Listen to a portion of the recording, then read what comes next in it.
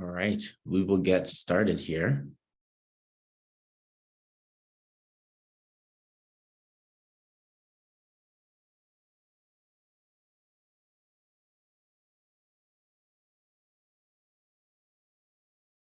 Yes.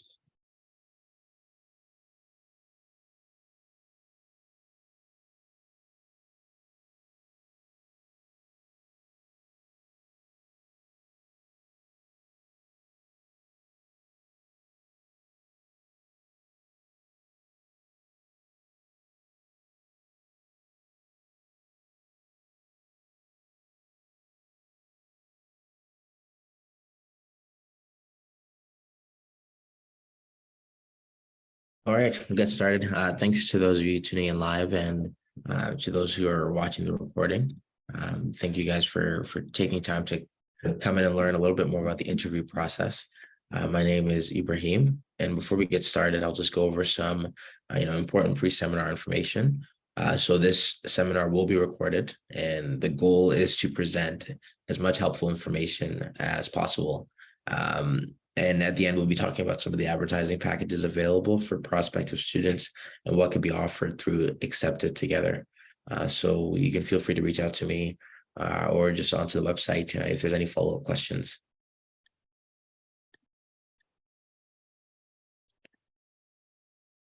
So a little bit about myself. I'm a fourth-year medical student at the University of Alberta. I completed my Bachelor of Health Sciences at the University of Calgary. And in my free time, I love playing soccer, watching soccer. I'm a big Arsenal fan, and I like snowboarding and spending time with friends and family wherever possible. So we'll get into the different kinds of questions and the different strategies one can employ when approaching them. There are broad categorizations, but we'll start off kind of talking about some of the basic panel questions and the basic approaches.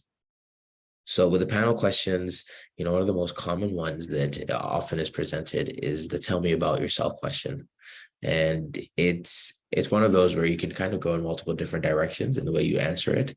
But I think what you choose to say in that time period is a bit of a window into who you are, what you value, and what skills you're able to bring forward. So I typically encourage that you make the tell me about yourself as personal as possible. So really dig deep into your own personal life experiences, your own personal involvements in your extracurricular activities or experiences that are unique to you that you can tap into. And you want to really highlight them and highlight how those experiences have informed who you are today or informed your purpose. I think when I'm thinking about the tell me about yourself, you're trying to drive away 2 to 3 key messages, that you want individuals to take away from you. So to give an example, when I talk about myself, I talk about my family, my background, and being the oldest of 5 siblings and what that means for me. And the key point I'm talking about there is, kind of leadership within the context of family, but also that family is something that I value. And then another point that I bring up is how I've moved around quite a bit growing up. And these skills of adaptability and independence that came as a result of that is the second point I'm trying to drive home. And the final point is novelty and trying new experiences. I talk about picking up new sports and new activities and being open to trying new things and being open to failure.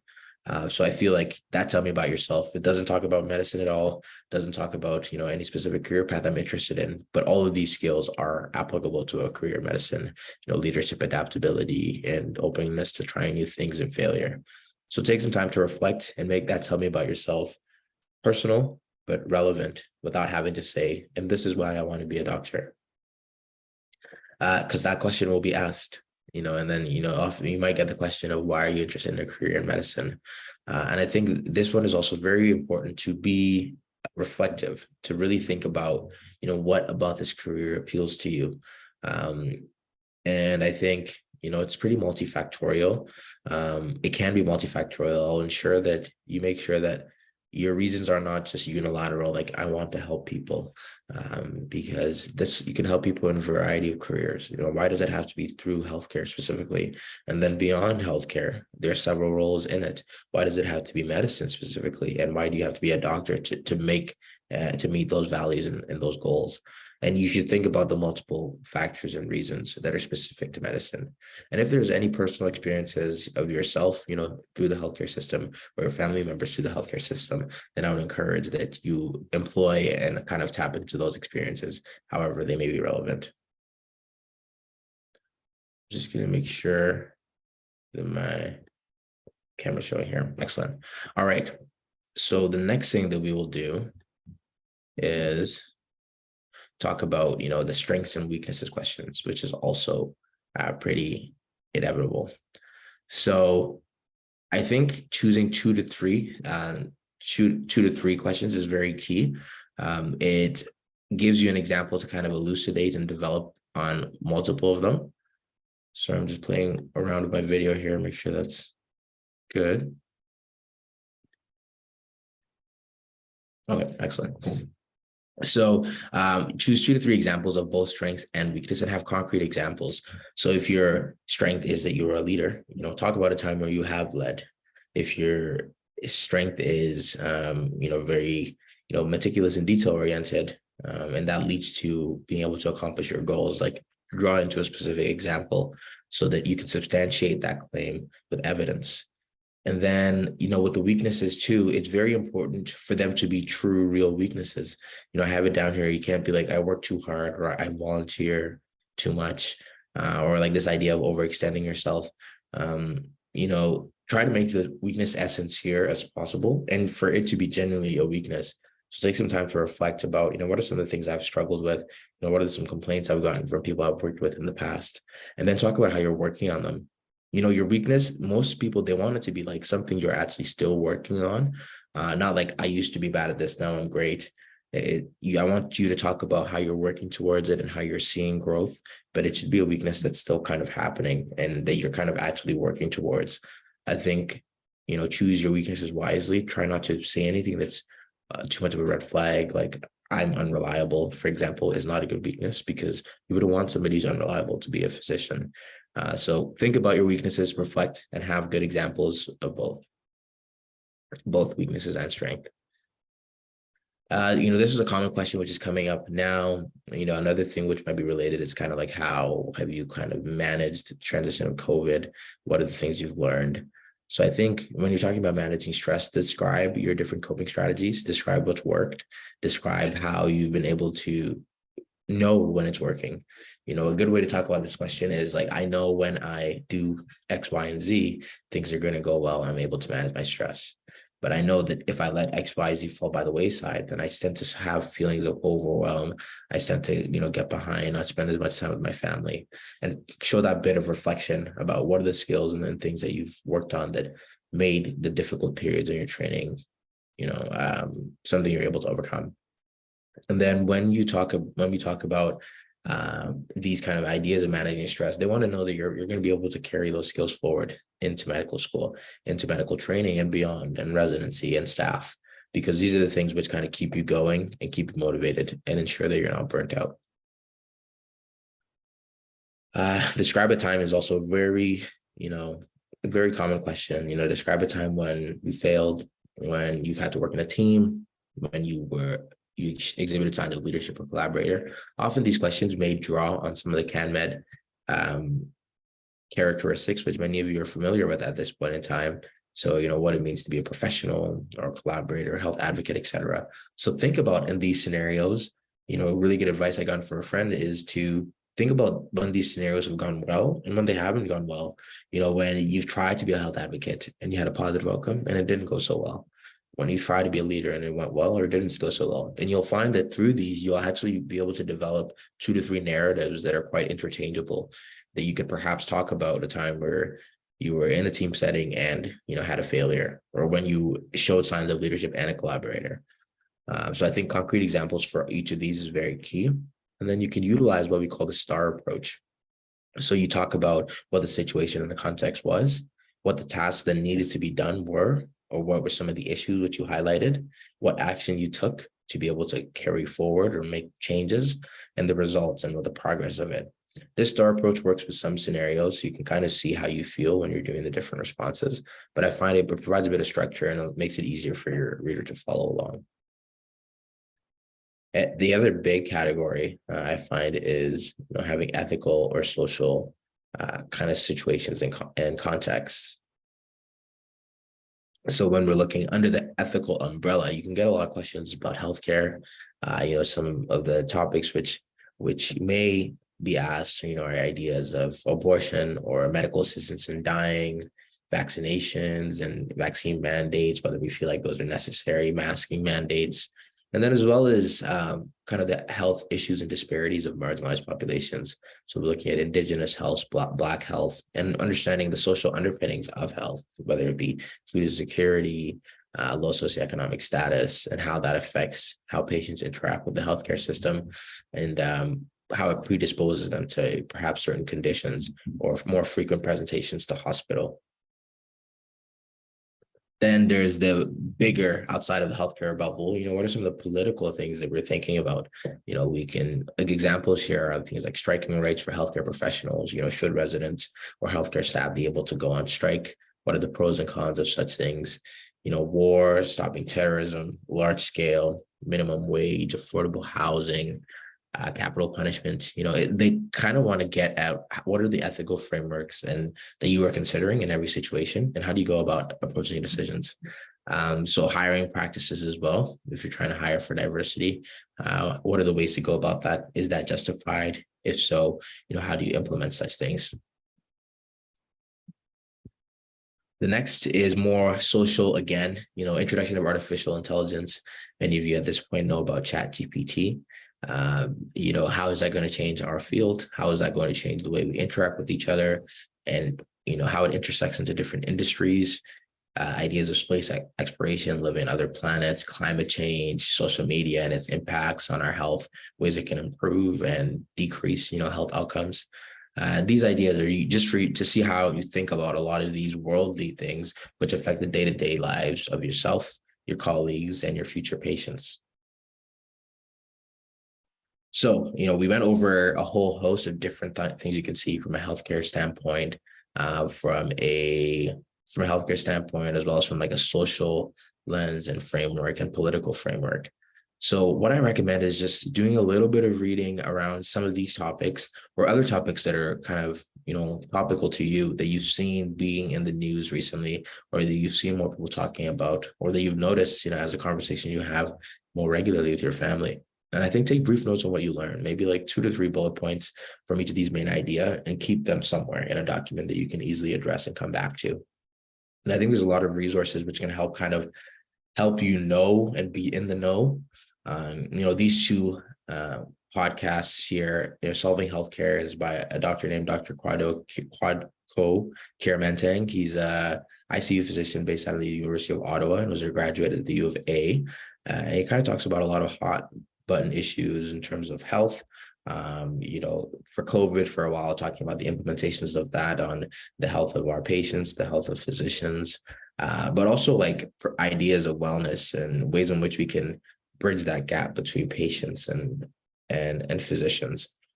White Coat Black Heart does a lot of the same stuff. Dr. Goldman is an emergency physician out of Toronto, who also kind of talks about some of the health disparities within our current healthcare system and ways in which we can overcome that, or novel solutions that are being created by physicians and patients alike to get around some of these barriers.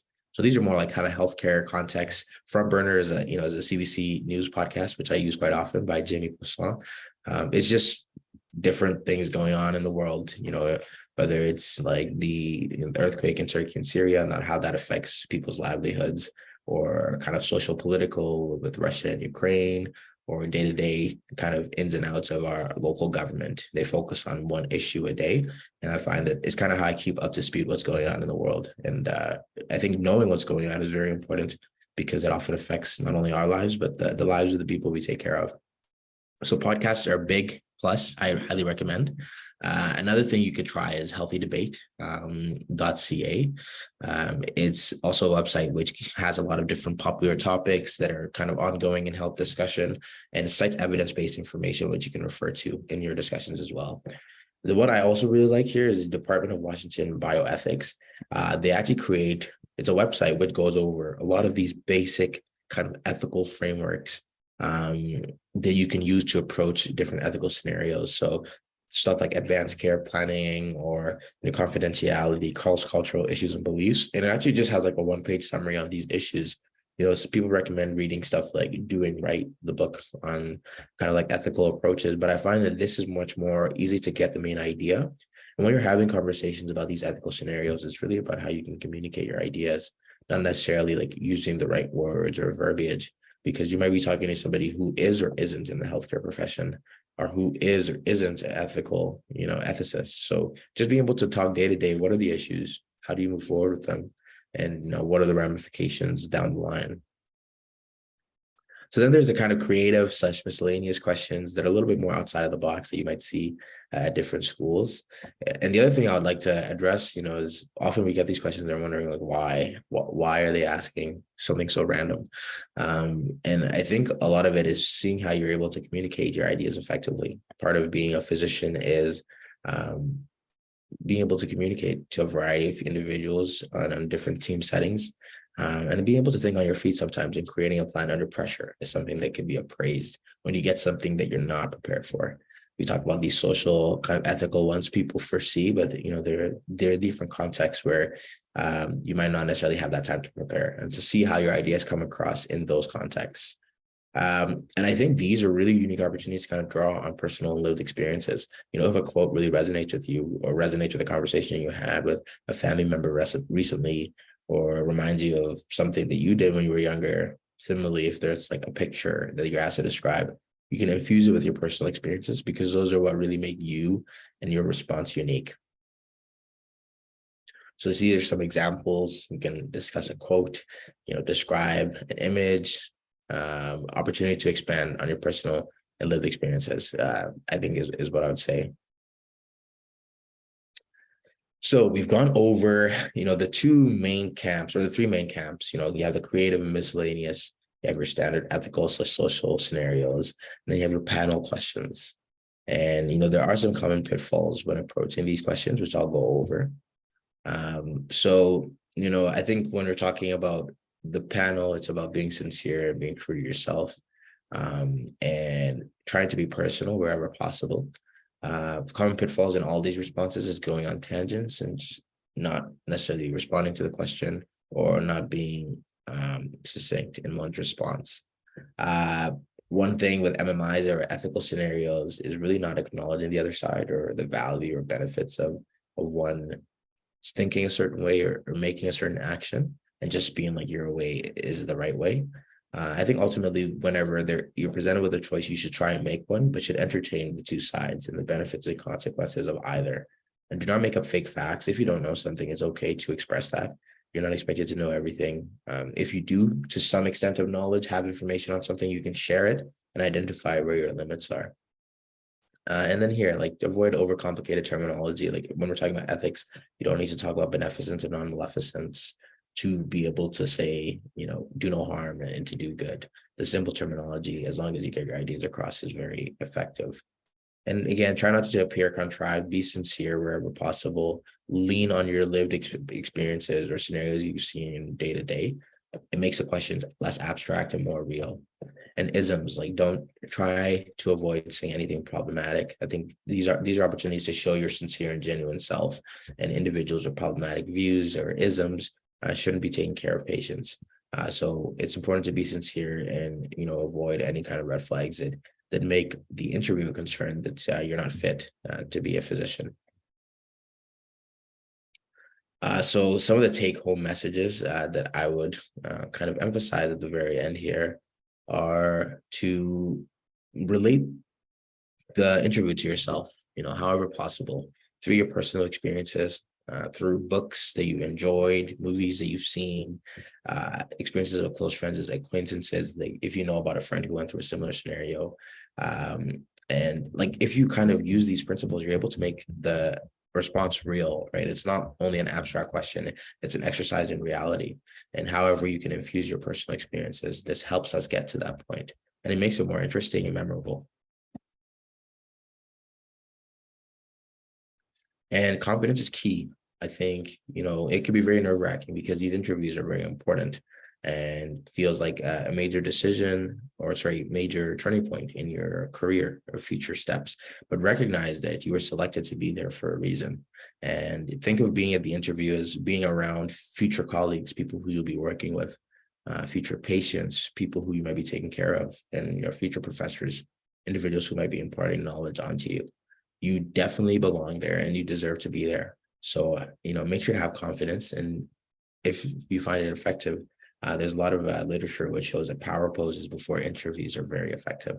So, standing in a powerful position for about 2 minutes, taking big breaths and looking at yourself will really primes you and gets ready. And make sure to smile wherever possible, and put on the best version of yourself. At this point in time, I'll also talk about some of the packages that are available through the website and put the QR code at the very end. So, the interview package where we'd meet for a strategy session for about 30 minutes, as well as two 45-minute mock interviews to kind of get you to do the full MMIs, provide feedback at the end. And a 30-minute strategy session, how that's different is you would do an MMI and give you feedback right away, do an MMI and give you feedback right away. And the two 45-minute mock interviews are more structured and you can space them out however you'd like. If you don't need the full interview package and just want to do one mock interview, there's opportunities to schedule just one 45-minute mock interview. And if you benefit from doing a few questions and getting some feedback right at the end with a strategy session, that's also a package that's available. And you can get the QR code there. That's an opportunity to scan and get to the available resources and available packages and to get connected if you'd like to do future practice sessions in the future. And if there's any questions at all that you'd like to ask, you can feel free to reach out to me on Accepted Together. For those of you tuning in to the recording, feel free to reach out and we'll make some time to get some practice in, practice questions. At this time, I'll ask if anybody has any directions they'd like to ask right now.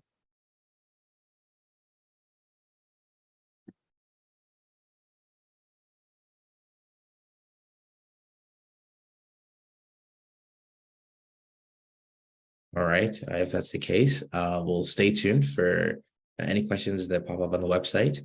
Very excited for you guys in the interview process. Wishing you all the best, and feel free to reach out anytime should you have any questions.